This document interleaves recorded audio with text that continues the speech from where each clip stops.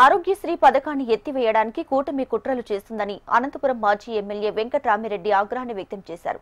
జిల్లా పార్టీ కార్యాలయంలో ఆయన సమావేశం ఏర్పాటు చేశారు. ఇప్పటికే ఖరీఫ్ సీజన్లో రైతులు పంటను కోల్పోయారని వెంకట్రామిరెడ్డి పేర్కొన్నారు. ఇప్పటి వరకు క్రాప్ బుకింగ్ చేయకపోవడం ప్రభుత్వ నిర్లక్ష్యానికి అద్దం పడుతుందని విమర్శించారు. రబీ సీజన్లో అవసరమైన విత్తనాలను 50% సబ్సిడీతో ప్రభుత్వం రైతులకు ఇవ్వాలని ఆయన డిమాండ్ చేశారు.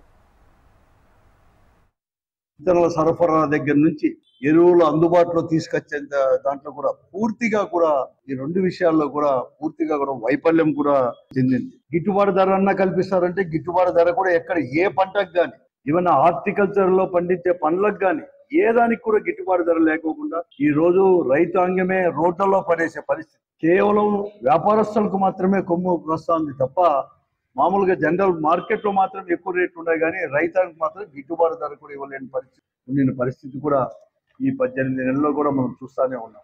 ఇప్పటికే ఈ ప్రభుత్వం వచ్చిన తర్వాతనే 2 ఖరీఫ్లు కూడా పూర్తి అయిపోయినాయి. ఒక రబీ కూడా పూర్తి అయిపోయి ఇంకా రబీ కూడా మళ్ళా రెండో రబీ కూడా ఒక 4-5 రోజుల్లో కూడా వచ్చే పరిస్థితి కూడా ఈ రోజు కూడా పూర్తిగా ఉన్నాయి. కరువు పరిస్థితి కూడా ఉన్నాయి.